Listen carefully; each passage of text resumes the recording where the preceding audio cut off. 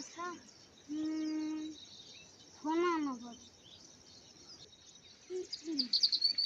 हम व्यक्ति है ऐसे है ना फोन ले